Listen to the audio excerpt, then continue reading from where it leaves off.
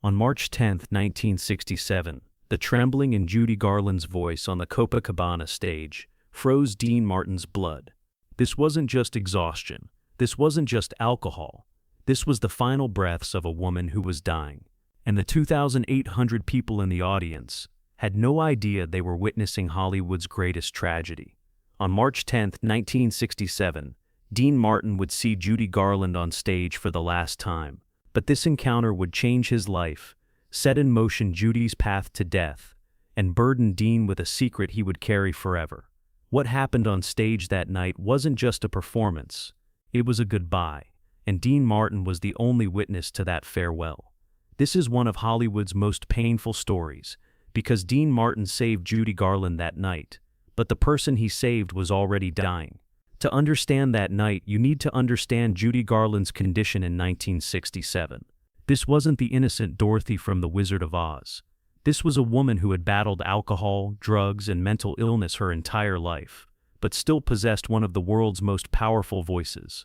1967 was Judy's final year. Weighing less than 90 pounds, her health completely destroyed, but she still took the stage, still sang, because the stage was the only place she felt alive. Judy's condition was an open secret in Hollywood. Everyone knew she was sick, but no one intervened, because Judy Garland was still a money-making brand. Studios continued exploiting her. Agents took their commissions. Promoters sold tickets. Dean Martin was at the peak of his career. His television show topped the ratings. His movies broke box office records. But Dean knew Judy Garland, and he knew how much she was suffering. What brought them together that night was Hollywood's oldest tradition, a charity concert, a fundraising event for children. But what happened that night would become the most shocking moment in charity concert history. The Copacabana was New York's most prestigious club. Frank Sinatra sang there. It was one of Dean Martin's favorite venues. That night, the club was filled with Hollywood's elite. Dean was the final act of the program. Judy was scheduled to perform before him. Backstage, when Dean saw Judy, he was shocked. This wasn't the Judy he knew. Judy Garland was 44 years old, but looked 70. Her eyes were sunken, her hands trembling. She struggled to breathe. Her assistant was trying to give her medication, but Judy was refusing. "Judy," Dean approached. "Are you okay?" Judy looked at him. In her eyes was something Dean had never seen before, the look of someone who knew death was approaching. "Dean, I'm so tired. I feel so sick. But I have to go on stage. This is for the children." Dean took her hand. It was ice cold. "Judy, you don't have to be on stage. I can do an extra set for you." "No." Judy was determined. "This might be my last chance. People came to see me. I can't disappoint them." Dean's heart broke. He heard Judy say last chance, but he didn't yet know how literal that would be. At 11:30 p.m., Judy Garland took the stage. The applause was thunderous. People gave her a standing ovation. This legend, this icon, this living legend of Hollywood. But Dean was watching Judy from the side of the stage, and what he saw terrified him. Judy had taken the stage, but was struggling to stand. She was using the microphone stand for support, leaning her weight on it. Her voice was still powerful, but her chest rose and fell painfully with each breath. Her first song was "Over the Rainbow," Judy's signature song. But this time was different. Every note was sung with pain. Every word was like a struggle to hold on to life. The audience was mesmerized. They felt how special this performance was, but they didn't know it was a farewell. In the middle of the second song, Dean saw Judy's legs trembling. Her head swayed slightly. Her eyes couldn't focus. This wasn't simple exhaustion. This was the process of body systems shutting down. Dean was on high alert at the side of the stage. He put his hand to his microphone, prepared to take the stage. But Judy finished her song, and the audience applauded enthusiastically. "Thank you," Judy said into the microphone. Her voice was very weak, but the audience could hear. Tonight is very special. Because being with you." Her sentence trailed off. Judy Garland released the microphone stand. She took 2 steps and collapsed in the middle of the stage.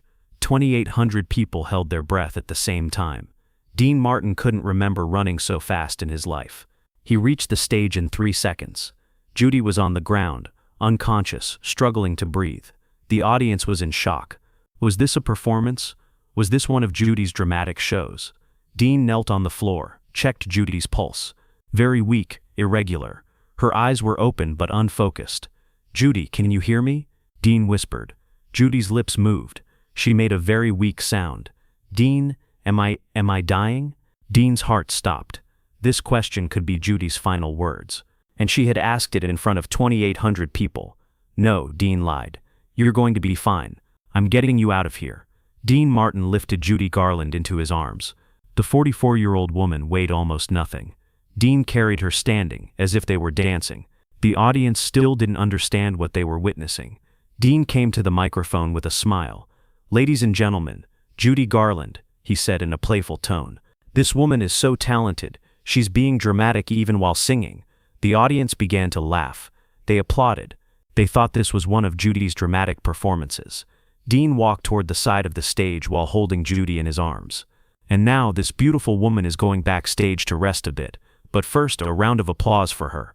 The Copacabana gave a standing ovation, for both of them, for this magnificent performance. But Dean knew the truth. Those were the final applause for Judy Garland. Backstage, Dean seated Judy in a chair. Judy's eyes were open but blurry. "I'm calling an ambulance." Dean reached for the phone. "No," Judy screamed with all her strength. "No ambulance. The press will notice. This will end my career." Dean looked at her. This woman was dying and still thinking about her career. "Judy, you need a doctor." "My doctor is Dr. Steinfeld. Call him. He'll come privately." Judy's voice was getting weaker and weaker. Dean called Dr. Steinfeld. The doctor was there in 20 minutes. His examination confirmed Dean's worst fears. Dr. Steinfeld pulled Dean to the corner of the room. His face was very serious. "Mr. Martin, Miss Garland's condition is critical. Her heart is very weak. Her liver is barely functioning. And..." The doctor stopped. "And what?" "And she could die tonight. Her system is shutting down." Dean went numb. "How much time does she have?" "Days. Maybe weeks.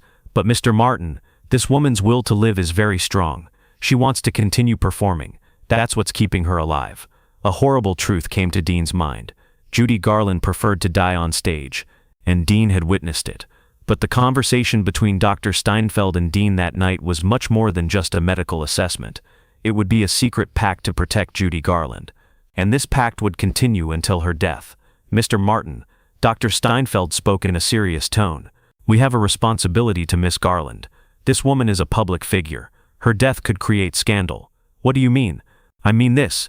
If this woman dies on stage, the media will tear her apart. Stories of alcohol, drugs, mental illness. She'll be remembered in ways she doesn't want to be remembered."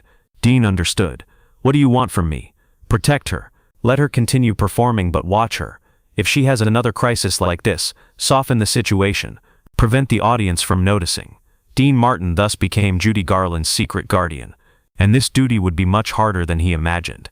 For the 6 months after that night, Dean Martin followed every performance of Judy Garland. And each time, he lived through the same scene. May 15, 1967, Palace Theater. Judy fainted on stage. Dean again carried her away. He told the audience, "This woman is so passionate, she loses herself while singing." July 22, 1967, Carnegie Hall. Judy forgot the lyrics. Dean came on stage and sang a duet with her.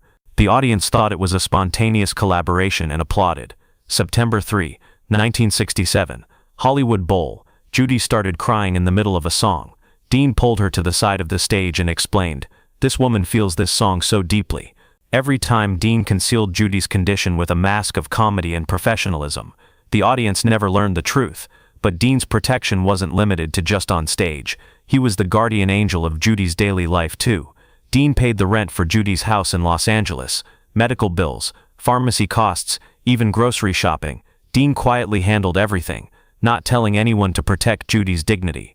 At the beginning of 1968, Judy's condition worsened further. She now slept 18 hours a day. She wouldn't eat, trying to survive only on liquid nutrition. Dean called her every day, checking on her condition. If she didn't answer the phone, he would go to her house and knock on her door. "Dean, why do you care so much about me?" Judy had asked once. Dean's answer was simple, "Because you're my friend, and friends don't abandon each other." But Dean's motivation lay much deeper. He remembered the pain of losing his own mother. And in Judy, he saw the same helplessness, the same vulnerability. By the end of 1968, Judy's mental state became even more critical. At night, She would call Dean for hours, crying, saying her life was meaningless. "Dean, I'm a joke. People come to see me because they want to watch how pathetic I am." Dean would talk to her for hours, reminding her of her life's value. "Judy, your voice touches millions of people. You're a gift, not a tragedy." On these nights, Dean's wife Jean would sometimes wake up to find Dean on the phone with Judy. At first she had started to feel jealous, but then she understood the seriousness of the situation. Dean was her lifeline, Jean said years later, and Judy's health condition was so bad that without Dean's support, she could have died much earlier. But on June 27, 1969, something happened that Dean Martin couldn't protect against: Judy Garland's final performance. And this time Dean wasn't there. Judy had performed at the Talk of the Town nightclub in London that night. Dean was in America, recording his own show. For the first time in 2 years, he wasn't at Judy's performance.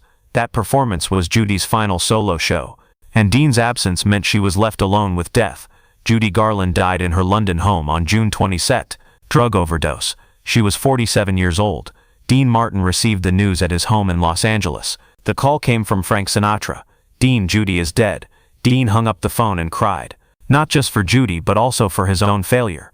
He had protected Judy, but in the end he couldn't save her. At Judy's funeral, Dean sat in the front row. He didn't speak, but he touched Judy's coffin and whispered, "No more pain now, sweetheart." But years after Judy Garland's death, the true extent of Dean Martin's secret assistance to her was revealed, and this revelation changed Hollywood history. When Dean Martin died in 1995, a box was found among his personal belongings. It contained dozens of documents related to Judy Garland. Medical reports from Dr. Steinfeld, hospital bills paid by Dean, private doctor appointments arranged by Dean, and most shocking of all of Judy's living expenses for her last 2 years had been covered by Dean. Dean's daughter Deanna revealed in a 2004 interview, "My father continued to financially support Judy Garland, but never told anyone. He wanted to protect her dignity. Also, my father had medical teams standing by backstage at every one of Judy's performances. The audiences never noticed." This revelation shocked Hollywood. Dean Martin hadn't just carried Judy off stage, he had tried to keep her alive. At the bottom of the box was a final letter from Judy to Dean, written 1 week before her death. "Dear Dean, I know everything you've done for me. Every moment you protected me on stage. Every night you supported me backstage when I cried. You're paying the bills, arranging doctors. I know everything. You were my angel, Dean. And I hope when audiences learn the truth someday, they'll understand what a good person you are. That night I collapsed on stage. I actually died, but you brought me back to life. Once again, like always. With love, Judy." This letter showed the true magnitude of Dean Martin's service to Judy Garland. He hadn't just carried a friend off stage. He had been the guardian angel of her final years. That night at the Copacabana, 2,800 people thought they were watching one of Judy Garland's last brilliant performances. In reality, they had witnessed a woman's dedication to her art, even on her deathbed, and a man's struggle to protect his friend. When Dean Martin carried Judy Garland in his arms that night, he wasn't just taking her off stage. He was protecting her so she would be remembered as a legend. And today, Judy Garland is remembered as one of Hollywood's greatest stars. She's remembered for her talent, not her tragedy. This was Dean Martin's final gift to her. That night at the Copacabana, the audience thought they were watching a show. In reality, they had witnessed friendship in its purest form.